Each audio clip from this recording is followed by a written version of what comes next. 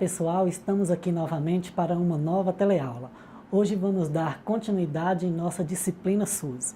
Nesta teleaula serão abordados a Lei 8080 de 1990, a Lei 8.142 também de 1990, a Emenda Constitucional 29, as normas operacionais básicas 1 de 91, 1 de 93 e 1 de 96. A norma operacional de assistência à saúde 1 de 2001 e 1 de 2002. Ainda veremos direitos dos usuários do SUS e o Sistema Municipal de Saúde. Bastante coisa, né? Mas é bem tranquilo. Antes de iniciar, vou aproveitar para reforçar a necessidade de vocês estarem munidos de papel e caneta para anotar as dúvidas que surgirem e posteriormente postar no AVA para a gente discutir em fóruns específicos. Como já vimos, a criação do SUS é prevista na Constituição Federal de 1988 e agora veremos a Lei 8080 de 19 de setembro de 1990, que dispõe sobre as condições para a promoção, proteção e recuperação da saúde, a organização e o funcionamento dos serviços correspondentes, ou seja, é a lei que regulamenta o SUS. Vamos trabalhar nela os pontos mais relevantes. Esta lei regula as ações e serviços de saúde executados isolada ou conjuntamente em caráter permanente ou eventual por pessoas naturais ou jurídicas de direito público ou privado em todo o território nacional. Em seu artigo 2º, está previsto que a saúde é um direito fundamental do ser humano, devendo o Estado prover as condições indispensáveis ao seu pleno exercício. Mas como é possível ao Estado promover as condições de saúde para cada pessoa? Ainda mais considerando que é tão particular a adoção de medidas que promovam saúde em nível individual. Pois bem, funciona assim. O Estado precisa formular e executar políticas econômicas e sociais que visem a redução de risco de doenças e de outros agravos e no estabelecimento de condições que assegurem acesso universal e igualitários às ações e aos serviços para sua promoção, proteção e recuperação da saúde. Porém, pessoal, é importante frisar aqui para vocês que o dever do Estado não exclui o das pessoas, das famílias, das empresas e da sociedade de também fazer sua parte para poder ter saúde. Até porque não adianta o Estado oferecer condições se não houver colaboração de todos. Nós já sabemos, e está na lei, que a saúde tem como fatores determinantes e condicionantes, entre outros, a alimentação, a moradia, o saneamento básico, o trabalho, a renda, a educação, o transporte, o lazer e o acesso aos bens e serviços essenciais, e também as ações que se destinam a garantir às pessoas e à coletividades condições de bem-estar físico, mental e social. A partir disso, podemos entender que os níveis de saúde da população se expressam na organização social e econômica do país. Mas o que é isso? Os níveis de saúde são diretamente proporcionais à organização da sociedade e distribuição de renda entre a população. Quanto mais rico economicamente uma nação, provavelmente melhores condições de saúde e acesso aos bens e serviços nesse sentido a população terá. O artigo 5º diz que os objetivos do SUS são a identificação e divulgação dos fatores condicionantes e determinantes da saúde, a formulação de políticas de saúde destinada a promover, nos campos econômicos e social, a observância dos fatores, já que aqui falamos trabalho, educação, transporte, etc. E a assistência às pessoas por intermédio de ações de promoção, proteção e recuperação da saúde, com a realização integrada das ações assistenciais e das atividades preventivas. Neste sentido, estão inclusas no campo de atuação do SUS a execução de ações de vigilância sanitária, epidemiológica e de saúde do trabalhador e de assistência terapêutica integral, inclusive a assistência farmacêutica, ainda contempla o campo de atuação do SUS a participação na formulação da política e na execução das ações de saneamento básico, a ordenação da formação de recursos humanos na área da saúde, a vigilância nutricional e a orientação alimentar, a colaboração na proteção do meio ambiente, nele compreendido o do trabalho, a formulação da política de medicamentos, equipamentos, imunobiológicos e outros insumos de interesse para a saúde e a sua participação na produção, o controle e a fiscalização de serviços, produtos e substâncias de interesse para a saúde, a fiscalização e a inspeção de alimentos, águas e bebidas para o consumo humano, a participação no controle e na fiscalização da produção, transporte, guarda e utilização de substâncias e produtos psicoativos, tóxicos e também os radioativos, o incremento em sua área de atuação do desenvolvimento científico e tecnológico e, para finalizar, a formulação e execução da política de sangue e seus derivados. Vamos falar agora da organização, direção e gestão do SUS de acordo com a Lei 8080. As ações e serviços de saúde executados pelo SUS, seja diretamente ou mediante a participação complementar da iniciativa privada, serão organizados de formas regionalizadas e hierarquizadas em níveis de complexidades crescentes, como já vimos dentro dos princípios do SUS. Lembram?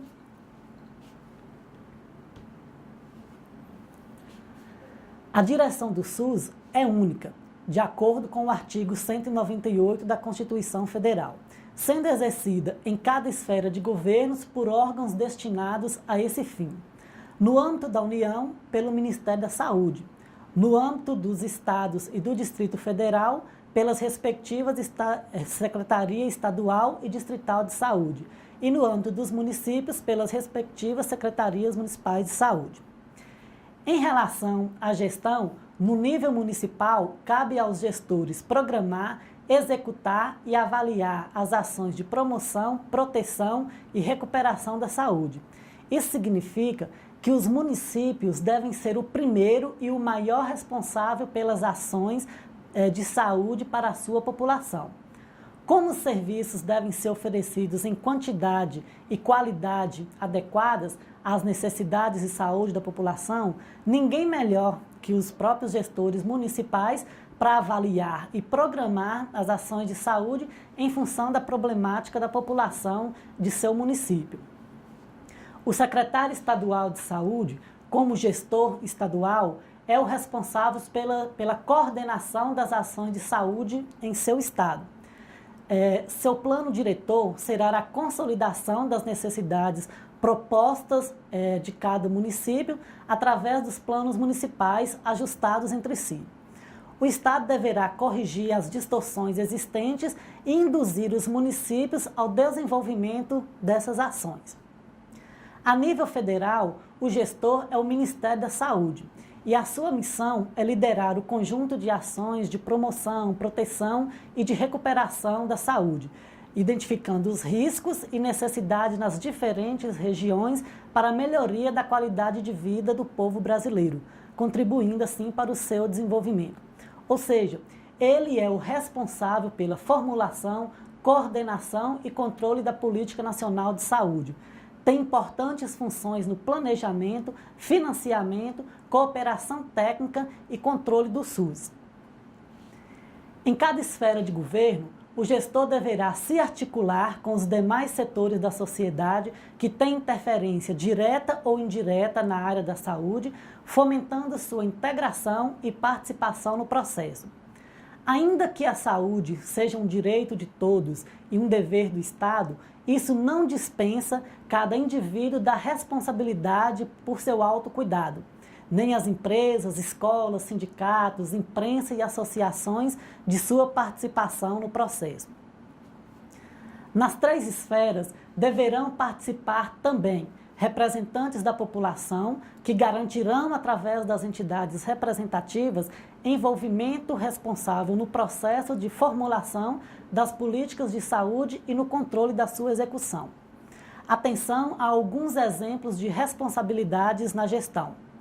À Direção Nacional do SUS compete, por exemplo, formular, avaliar e apoiar as políticas de alimentação e nutrição, participar na formulação e na implementação das políticas de controle das agressões ao meio ambiente, de saneamento básicos e relativas às condições e aos ambientes de trabalho, coordenar e participar na execução das ações de vigilância epidemiológica, estabelecer normas e executar a vigilância sanitária de portos, aeroportos e fronteiras, podendo a execução ser complementadas pelos estados, Distrito Federal e também pelos municípios. Estabelecer critérios, parâmetros e métodos para o controle da qualidade sanitária de produtos, substâncias e serviços de consumo e de uso humano, e elaborar normas para regular as relações entre o SUS e os serviços privados contratados de assistência à saúde. Enquanto isso, a direção estadual do SUS compete promover a descentralização para os municípios dos serviços e das ações de saúde, coordenar e, em caráter complementar, executar as ações e serviços de vigilância epidemiológica, sanitária, alimentação e nutrição e também de saúde do trabalhador. Coordenar a rede estadual de laboratórios de saúde pública e hemocentros e colaborar com a União na execução da vigilância sanitária de portos, aeroportos e fronteiras. Aos municípios compete planejar, organizar, controlar e avaliar as ações e os serviços de saúde e gerir e executar os serviços públicos de saúde. Executar os serviços de vigilância epidemiológica, sanitária, de alimentação e nutrição, de saneamento básico e de saúde do trabalhador. Colaborar na fiscalização das agressões ao meio ambiente que tenham repercussão importante sobre a saúde humana e atuar junto aos órgãos municipais, estaduais e federais competentes para controlá-las, colaborar também com a União e os estados na execução da vigilância sanitária de portos, aeroportos e fronteiras, observado o que está disposto no artigo 26 desta lei. Celebrar contratos e convênios com entidades prestadoras de serviços privados de saúde, bem como controlar e avaliar sua execução. Ao Distrito Federal, compete as atribuições que são reservadas aos estados e aos municípios.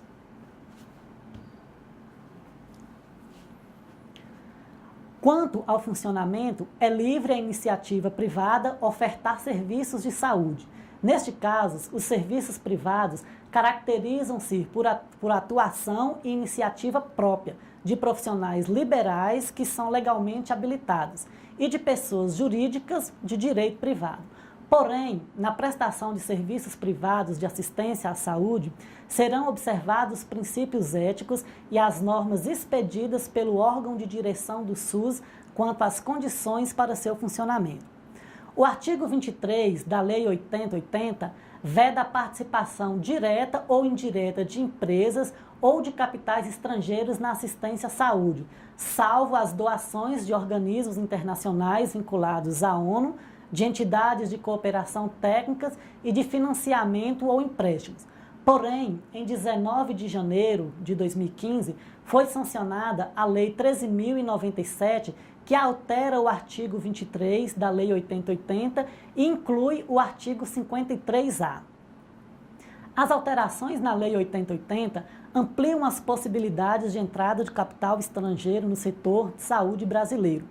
Com as mudanças neste artigo 23 e a inclusão do artigo 53A, abre-se a possibilidade do capital ou empresas estrangeiras possuírem hospitais e clínicas, inclusive filantrópicas, podendo atuar de forma complementar com o SUS.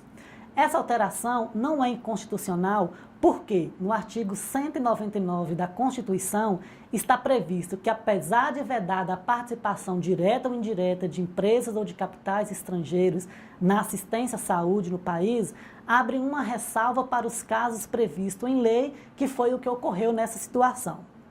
Pela regra antiga, nós vimos que é vedada a participação direta ou indireta de empresas ou de capitais estrangeiros na assistência à saúde, salvo através de doações ou de organismos internacionais. Com Com a alteração ocorrida, passa a valer. É permitida a participação direta ou indireta, inclusive controle de empresas ou de capital estrangeiro na assistência à saúde nos seguintes casos: doações de organismos internacionais, o Banco Mundial, ONU, por exemplo. Pessoas jurídicas destinadas a instalar, operacionalizar ou explorar hospital geral, inclusive o filantrópico, hospital especializado, policlínica, clínica geral e clínica especializada, ações e pesquisas de planejamento familiar, serviços de saúde mantidos sem finalidade lucrativas por empresas para atendimentos de seus empregados e dependentes, sem qualquer ônus para a Seguridade Social e outros casos que possam surgir em legislação específica. O artigo 53A, incluso agora, diz que, na qualidade de ações e serviços de saúde, as atividades de apoio à assistência à saúde, aquelas que são desenvolvidas pelos laboratórios de genética humana, de produção e fornecimento de medicamentos e produtos para a saúde, no caso os laboratórios de análise clínicas, anatomia patológica e de diagnóstico por imagem, são livres à participação direta ou indireta de empresas ou de capitais estrangeiros. Bem, pessoal, vamos falar agora como ocorre a gestão financeira no SUS. Os investimentos e o custeio do SUS são feitos com os recursos das 3 esferas de governo, federal, estadual e municipal, e fiscalizados pelos respectivos conselhos de saúde. Na esfera federal, os recursos financeiros, originários do orçamento da Seguridade Social, de outros orçamentos da União, além de outras fontes, serão administrados pelo Ministério da Saúde através do Fundo Nacional de Saúde. As autoridades responsáveis pela distribuição da receita efetivamente arrecadada transferirão automaticamente ao Fundo Nacional de Saúde os recursos correspondentes aos investimentos na saúde. Para o estabelecimento de valores a serem transferidos a Estado, Distrito Federal e municípios, é utilizada a combinação dos seguintes critérios segundo a análise técnica de programas e projetos: o perfil demográfico da região, perfil epidemiológico da população a ser coberta, as características quantitativas e qualitativas da rede de saúde na área, desempenho técnico, econômico e financeiro no período anterior, níveis de participação do setor saúde nos orçamentos estaduais e municipais, entre outros critérios. Nos casos de estados e municípios sujeitos aos notórios processos de migração, os critérios demográficos levam em consideração os indicadores de crescimento populacional, em especial o número de eleitores registrados. Os recursos federais para o SUS, geridos pelo Ministério da Saúde, são divididos em 2 partes. Uma é retida para o investimento e custeio das ações federais e a outra é repassada às secretarias de saúde estaduais e municipais. Isso se chama transferência fundo a fundo, de acordo com os critérios previamente definidos em função da população, das necessidades de saúde também da população e de rede assistencial, conforme já falei para vocês anteriormente. Em cada estado, os recursos repassados pelo Ministério da Saúde são somados aos alocados pelo próprio governo estadual, de suas receitas e geridos pelas respectivas secretarias de saúde, através de um fundo estadual de saúde. Deste montante, uma parte fica retida para as ações e os serviços estaduais, enquanto a outra parte é repassada aos municípios, de acordo também com os critérios específicos. Finalmente, cabe aos próprios municípios destinar parte adequada de seu próprio orçamento para as ações e os serviços de saúde de sua população.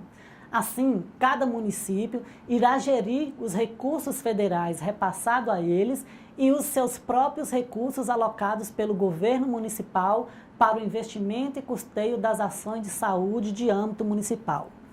Também os municípios é quem administrarão os recursos para a saúde através do Fundo Municipal de Saúde. A criação dos fundos é essencial, pois asseguram que os recursos de saúde sejam geridos pelo setor de saúde e não pelas secretarias de fazenda, em caixa único, estadual ou municipal, sobre o qual o setor de saúde tem pouco acesso. Bom, pessoal, até aqui vimos a Lei 8080. Não sei se vocês perceberam, mas nesta lei em si não é abordada a questão da participação social no SUS. Era até prevista essa participação no projeto inicial da lei, porém os artigos que tratavam da participação popular foram todos vetados. Então, parte das conquistas pretendidas pela reforma sanitária estavam se perdendo. Em função desses vetos e da pressão popular que voltou a lutar pelo direito de poder participar do SUS, afinal ele é uma conquista social do povo. No mesmo ano, o Congresso foi pressionado e votou e aprovou a Lei 8.142, que ficou conhecida como a Lei da Participação Popular. E é com ela que vamos trabalhar a partir de agora.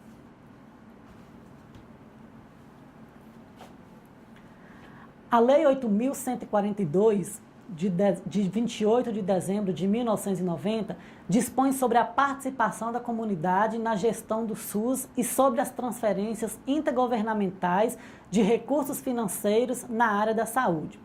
Porém, vamos dar atenção apenas à questão da participação social, uma vez que essas transferências já foram abordadas quando falamos da Lei 8080 e soaria bastante repetitivo.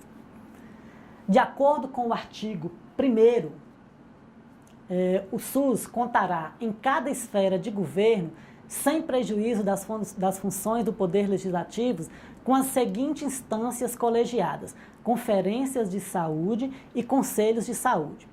A conferência de saúde deve ser realizada a cada 4 anos, com apresentação com representação de vários segmentos sociais, para avaliar a situação de saúde e propor as diretrizes para a formulação da política de saúde nos níveis correspondentes, e é convocada pelo Poder Executivo ou extraordinariamente por esta ou pelo Conselho de Saúde. O Conselho de Saúde, em caráter permanente e deliberativo, é órgão colegiado composto por representantes do governo, prestadores de serviços, representantes do governo, prestadores de serviços, profissionais da saúde e usuários. Atua na formulação de estratégias e no controle da execução da política de saúde na instância correspondente, inclusive nos aspectos econômicos e financeiros, cujas decisões serão sempre homologadas pelo chefe do poder legalmente constituído em cada esfera do governo. Importante, pessoal. O Conselho Nacional de Secretários de Saúde, CONAS, e o Conselho Nacional de Secretários Municipais de Saúde, CONASENS, têm representação no Conselho Nacional de Saúde. A representação dos usuários nos conselhos de saúde e conferências é sempre paritária em relação ao conjunto dos demais segmentos. Isso significa, então, dizer que o número de usuários nos conselhos de saúde é igual à somatória dos demais segmentos. Então, pessoal, sumariamente, a Lei 8.142 de 1990 é isso, bem clara, objetiva e precisa. Descreve a participação social formal no SUS através dos conselhos e das conferências de saúde. Dessa forma, é a população quem deve controlar se o sistema está funcionando ou não, juntamente com o Poder Legislativo e cada gestor das esferas do governo. Os usuários do SUS devem ter plenos conhecimentos de seus direitos e reivindicá-los ao gestor local, representado pelo secretário municipal de saúde. Enfim, apesar de todos os esforços visualizados quanto à operacionalidade do SUS, como, por exemplo, a obtenção de recursos suficientes para o desenvolvimento das ações de saúde relacionada aí nas 3 esferas do governo, o que observamos na prática é que o sistema está longe de se mostrar suficiente para a resolução da problemática da assistência médica no Brasil.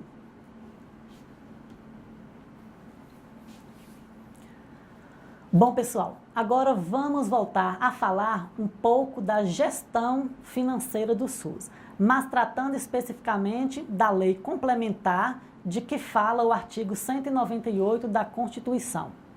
Esse artigo 198, em seu parágrafo 3º, determinou, por meio de lei complementar, que seriam definidos percentuais que a União e os estados e os municípios aplicariam na saúde, explicitando os critérios de reavaliação, normas de fiscalização e também de controle. Em 2000, foi aprovada a Emenda Constitucional 29, consolidando o SUS. A Emenda Constitucional fixou a vinculação dos recursos orçamentários que seriam destinados à saúde pelas 3 esferas de governo, incumbindo ao Congresso Nacional de regulamentar a matéria de forma a assegurar que os recursos sejam efetivamente empregados no SUS. Pelo texto aprovado, a Emenda Constitucional 29 estipulou norma transitória determinando que a União deveria destinar para a saúde no ano de 2000 5% a mais sobre o valor de 1999 e nos anos seguintes que esse valor fosse corrigido pela variação nominal do PIB. Os estados seriam obrigados a destinar 12% dos seus orçamentos e os municípios 15%. A Emenda Constitucional 29, vigência até o exercício de 2004, momento em que deveria ser promulgada a lei complementar regulamentando a matéria em definitivo. Após quase uma década, a regulamentação da Emenda Constitucional 29 voltou a ser debate de forma contundente em dezembro de 2007, em razão da derrota da União em prorrogar a contribuição provisória sobre movimentação financeira, aquele imposto CPMF.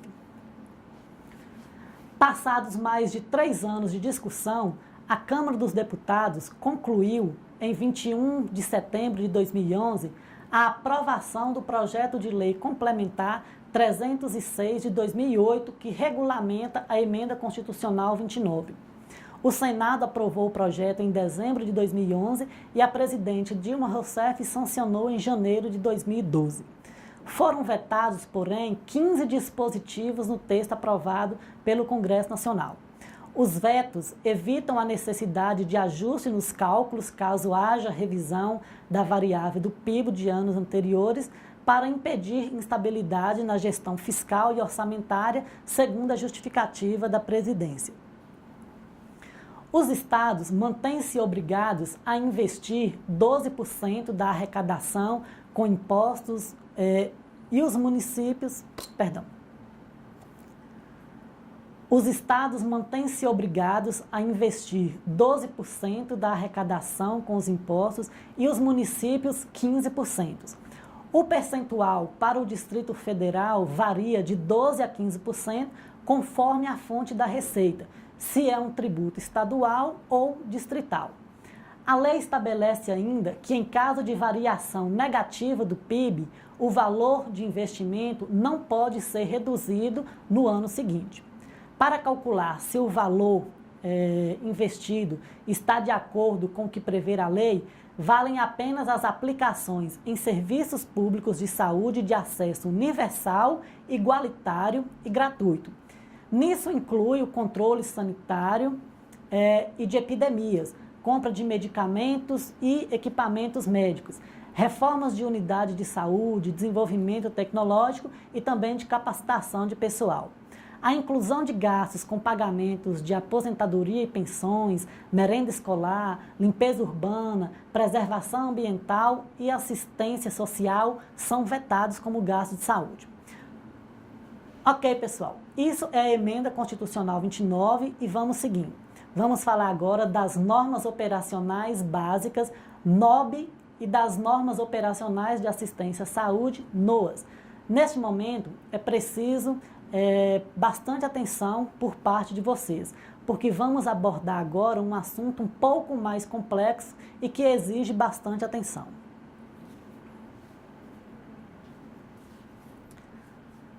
As leis 8080 e 8.142, reguladoras do SUS, como vem sendo exaustivamente falado por mim, Entretanto, outros instrumentos legais, como as NOBs, foram indispensáveis para a reorientação e reorganização da gestão do sistema de saúde e no gerenciamento dos recursos financeiros no âmbito estadual e municipal. Vamos tratar aqui, de forma mais específica, de 3 NOB, a 1 de 91, a 1 de 93 e a 1 de 96. De acordo com o documento, para entender a gestão do SUS de 2003, a NOB 1 de 91 tem como principais pontos a equiparação dos prestadores públicos e privados no que se refere à modalidade de financiamento, que passa a ser, em ambos os casos, públicos e privados, por pagamento pela produção de serviços, a centralização da gestão do SUS no nível federal, no INAMPS, extinto pela Lei 8689, de 27 de julho de 1993. O estabelecimento de instrumento de convênios como forma de transferência de recursos do INAMPS para os estados, Distrito Federal e municípios, mudanças no sistema de pagamento dos prestadores de serviços com a implantação do Sistema de Informação Ambulatorial, o CIA-SUS, e considera como municipalizados dentro do SUS os municípios que atendam aos requisitos básicos da Lei 8.142. Dentro dessas perspectivas, são considerados municipalizados dentro do SUS aqueles que atenderem alguns pré-requisitos básicos, quais sejam a criação dos Conselhos Municipais de Saúde, a criação do Fundo Municipal de Saúde, o Plano Municipal de Saúde aprovados pelos respectivos conselhos, a programação e orçamentação da saúde, como detalhamento do plano de saúde, a contrapartida dos recursos para a saúde do seu orçamento e a constituição de comissão de elaboração de plano de carreiras, cargos e salários com prazo de 2 anos para a sua implantação.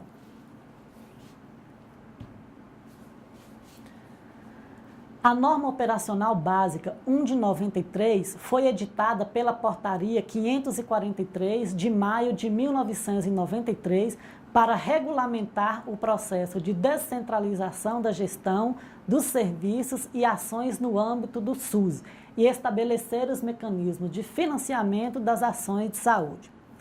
Ela formalizou os princípios aprovados na 9ª Conferência Nacional de Saúde, realizada em 1992, que teve como tema central a municipalização é o caminho, e desencadeou também um amplo processo de municipalização da gestão com a habilitação dos municípios nas condições de gestão criadas, incipiente, parcial e semiplena. Os principais pontos da NOB são a habilitação dos municípios como gestores, criação de transferência regular e automática fundo a fundo do teto global da assistência para o município em gestão semiplena, constituição das comissões intergestoras bipartite de âmbito estadual e tripartite de âmbito nacional, como importantes passos de negociação, pactuação, articulação e integração entre os gestores. E ainda definição do papel dos estados de forma frágil, mas esses ainda assim passam a assumir o papel de gestor do sistema estadual de saúde. A norma operacional básica 1 de 96 foi instituída a fim de promover e consolidar o exercício pleno do poder público municipal e do Distrito Federal, da função de gestor da atenção à saúde dos seus munícipes, redefinindo as responsabilidades dos estados, Distrito Federal e da União. Atenção, pessoal, volto a afirmar o que sempre venho falando com vocês. Essa responsabilidade dos entes federativos não exclui o papel de se autocuidar. O aperfeiçoamento da gestão do SUS implica também em uma reorganização do modelo de atenção à saúde, redefinindo os papéis de cada esfera governamental, os instrumentos gerenciais para que os municípios e estados passem a ser gestores do SUS, os mecanismos e fluxos de financiamento com a redução progressiva e contínua da remuneração por produção de serviços e ampliação das transferências de caráter global, fundo a fundo, com base em programações ascendentes, pactuadas e integradas. A prática do acompanhamento, controle e avaliação no SUS, os vínculos dos serviços com seus usuários, privilegiando os núcleos familiares e comunitários, criando assim condições para uma efetiva participação e controle social.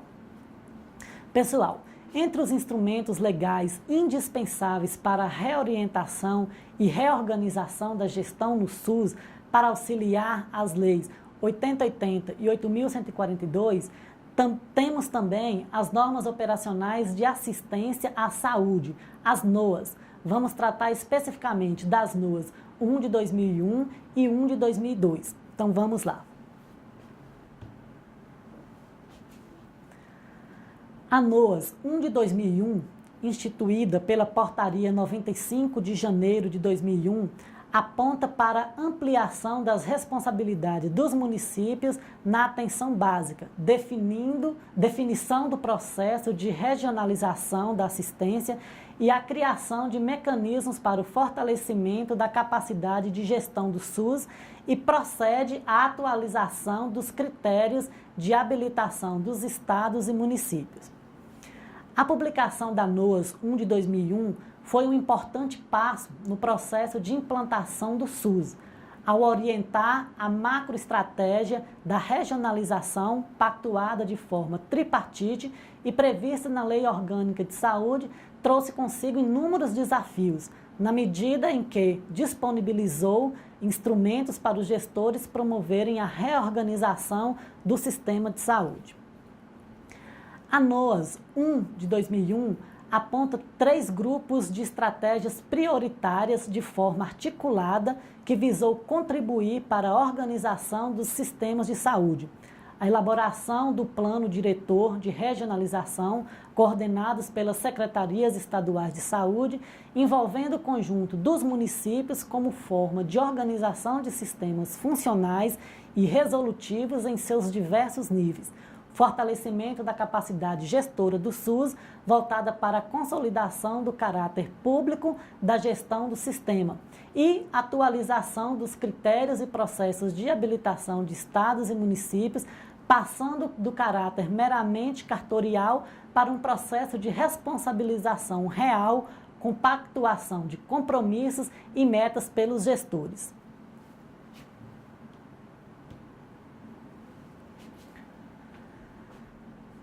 NOAS 1 de 2002.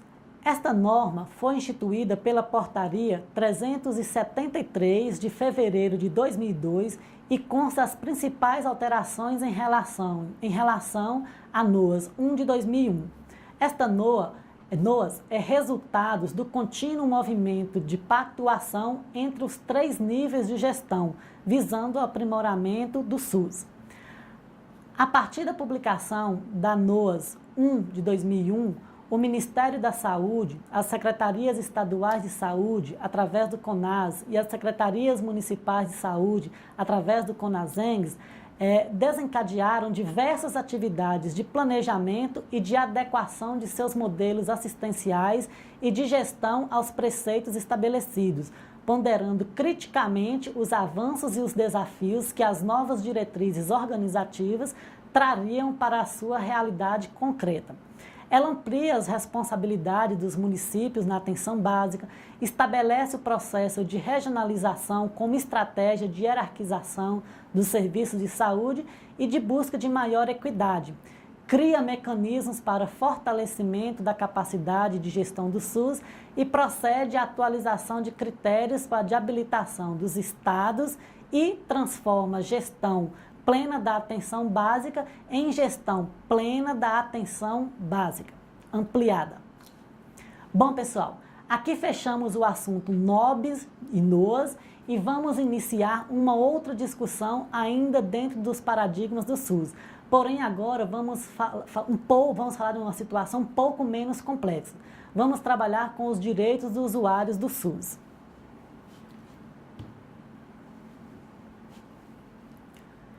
Em 2007, o Ministério da Saúde publicou um documento chamado Carta de Direito dos Usuários da Saúde.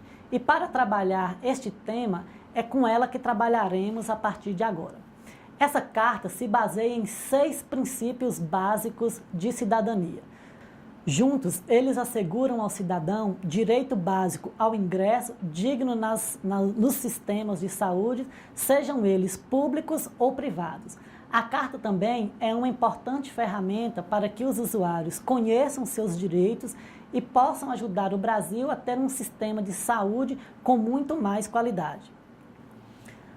Os princípios em que a carta se pauta são de que todo cidadão tem direito ao acesso ordenado e organizado aos sistemas de saúde, todo cidadão tem o direito a tratamento adequado e efetivo para seu problema de saúde, todo cidadão tem o direito ao atendimento humanizado, acolhedor, livre de qualquer forma de discriminação, todo cidadão tem o direito a atendimento que respeite a sua pessoa, seus valores e seus direitos, e todo cidadão também tem responsabilidades para que seu tratamento aconteça de forma adequada. E todo cidadão tem o direito ao comprometimento dos gestores da saúde para que os princípios anteriores sejam cumpridos. O primeiro princípio assegura ao cidadão o acesso ordenado e organizado aos sistemas de saúde, visando um atendimento mais justo e eficaz. Todos os cidadãos têm direito ao acesso às ações e aos serviços de promoção, proteção e recuperação da saúde promovidos pelo SUS. Dentro desse princípio, o acesso deve se dar prioritariamente pelos serviços de saúde da atenção básica próximo ao seu local de moradia. Em situações de urgência ou emergência, o atendimento deve se dar de forma incondicional em qualquer unidade do sistema.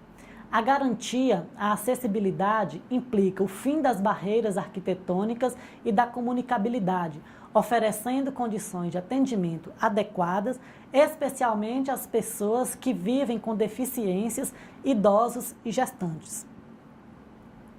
O segundo princípio assegura ao cidadão o tratamento adequado e efetivo para seu problema, visando a melhoria da qualidade dos serviços prestados.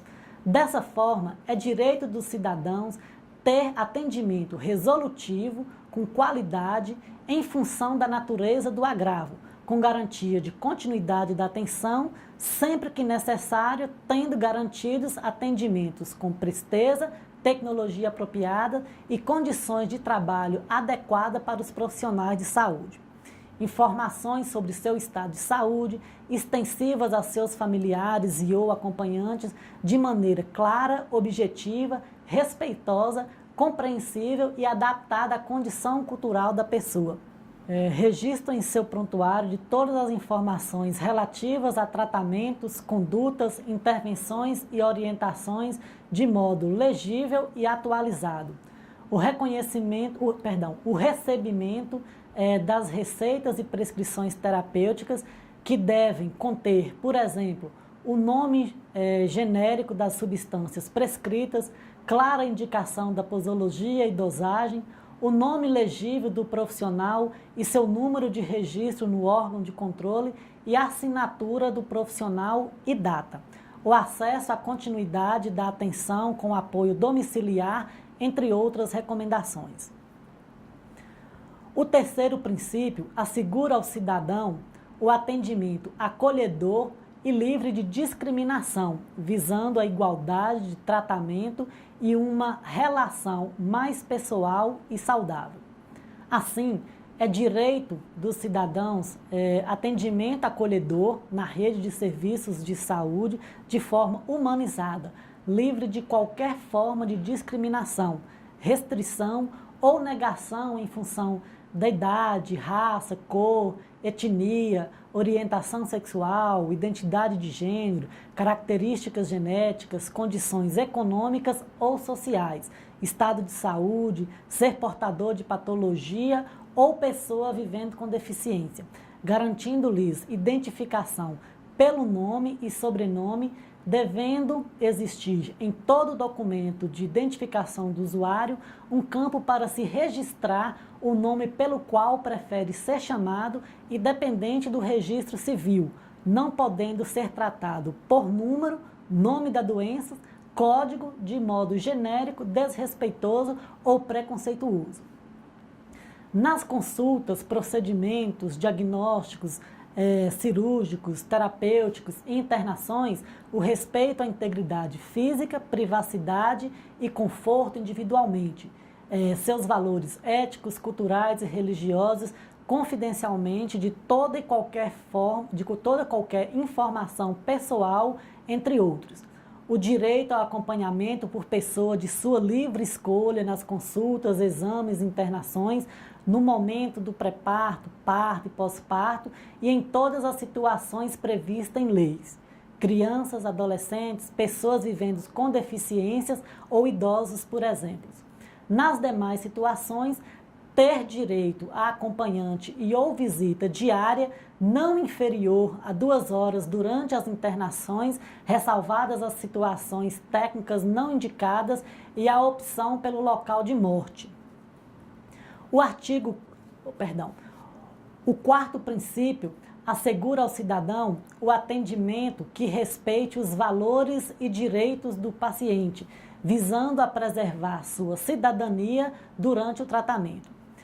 O respeito à cidadania no sistema de saúde deve ainda observar o sigilo e a confidencialidade de todas as informações pessoais, mesmo após a morte, salvo quando houver expressa autorização do usuário ou em caso de imposição legal, como situações de risco para a saúde pública. O acesso a qualquer momento do paciente ou terceiro por ele autorizado a seus prontuários e aos documentos nele registrados, bem como ter garantido o encaminhamento de cópia a outra unidade de saúde em caso de transferência. Consentimento ou recusa de forma livre, voluntária e esclarecida, depois de adequada informação a quaisquer procedimentos diagnósticos, preventivos ou terapêuticos, salvo se isso acarretar risco à saúde pública. Ter liberdade de procurar segunda opinião ou parecer de outro profissional ou serviço sobre seu estado de saúde ou sobre procedimentos recomendados em qualquer fase do tratamento. Ter acesso a mecanismos de escutas para apresentar sugestões, reclamações e denúncias aos gestores e às gerências das unidades prestadoras de serviços de saúde e também às ouvidorias, sendo respeitada a privacidade, o sigilo e a confidencialidade. Participar dos processos de indicação e ou eleição de seus representantes nas conferências, nos Conselhos Nacional, Estadual, do Distrito Federal, Municipal de Saúde. O quinto princípio assegura as responsabilidades que o cidadão também deve ter para seu próprio tratamento aconteça de forma adequada. Todo cidadão deve se comprometer a prestar informações apropriadas nos atendimentos, nas consultas e nas internações sobre queixas e enfermidades e hospitalizações anteriores, história de uso de medicamento e ou drogas, reações alérgicas e demais indicadores de situação de saúde. Manifestar a compreensão sobre as informações e ou orientações recebidas e, caso subsistam dúvidas, solicitar esclarecimentos sobre elas. Seguir o plano de tratamento recomendado pelo profissional e pela equipe de saúde responsável pelo seu cuidado. assumir responsabilidades pela recusa a procedimentos ou tratamentos recomendados, pela inobservância das orientações fornecidas pela equipe de saúde, ainda adotar comportamento respeitoso e cordial com os demais usuários e trabalhadores da saúde e participar de eventos de promoção de saúde e desenvolver hábitos e atitudes saudáveis que melhorem a qualidade de vida, entre outros. O sexto princípio assegura o comprometimento dos gestores para que os princípios anteriores sejam cumpridos.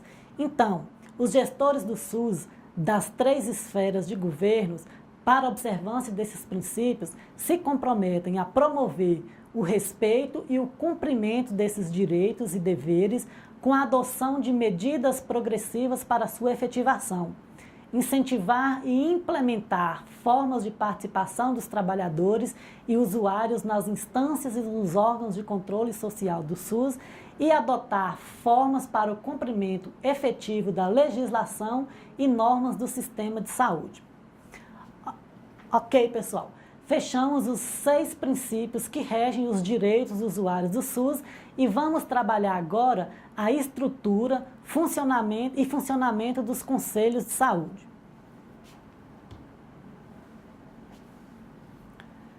Até agora, todas as vezes foi referida aos conselhos de saúde, foi falado de forma mais generalizada e agora vamos falar de forma mais específica.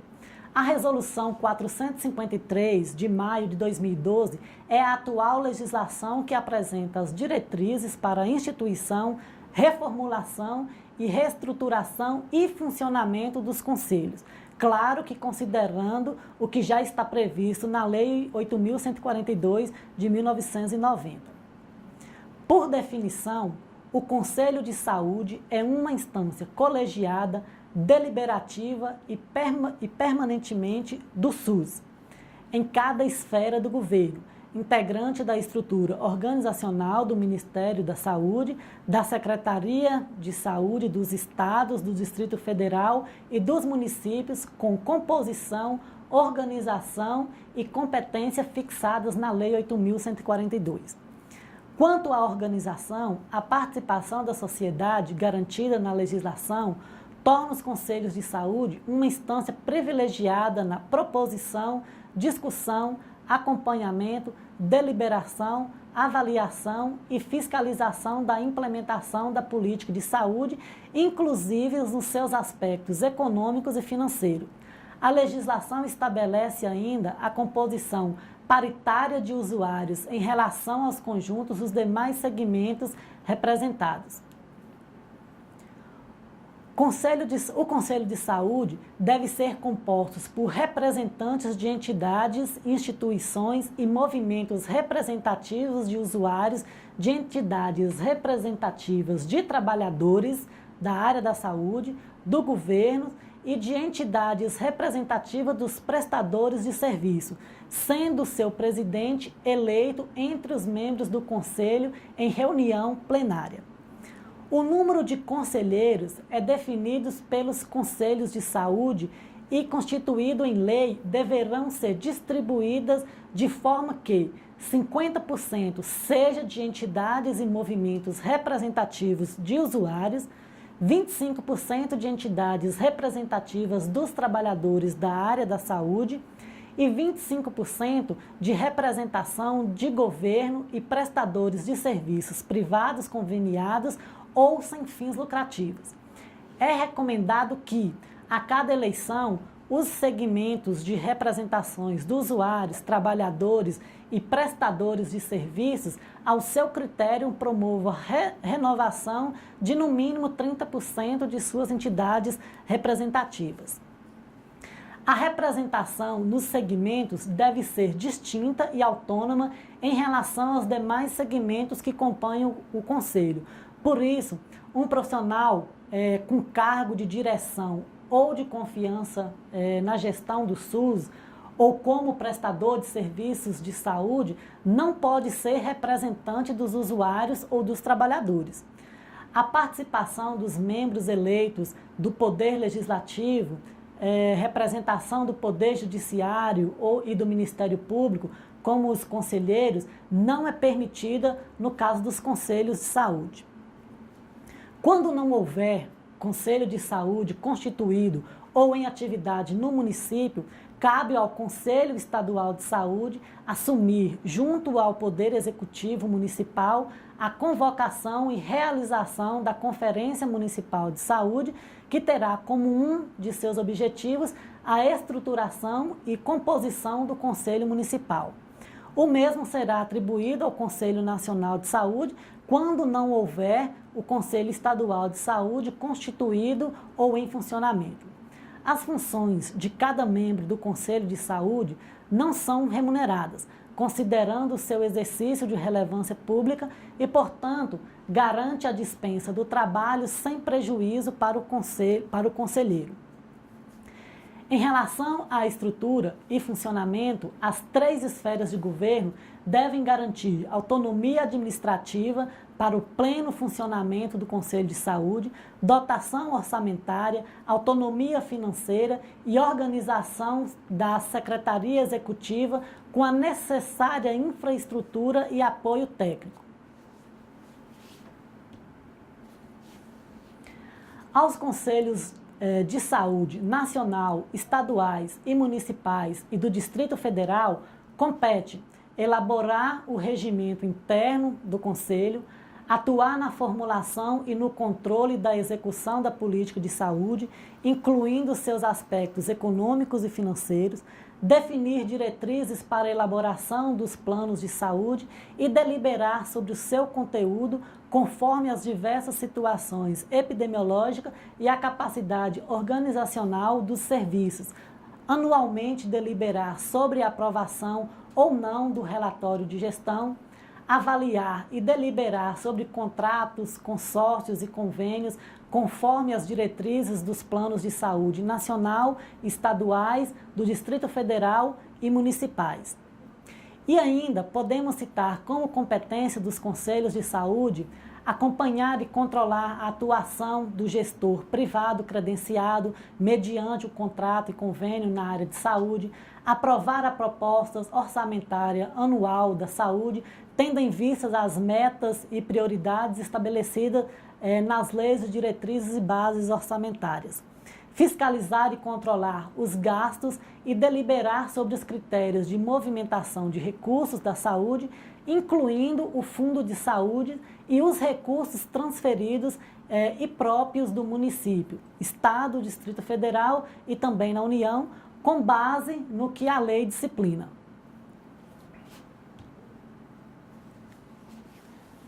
Bom, pessoal, chegamos ao final de nossa última teleaula. Quero aproveitar para agradecer a todos que estiveram e estão presentes em nossas teleaulas. Obrigado pela atenção de vocês. Até mais e nos vemos no AVA. Abraços.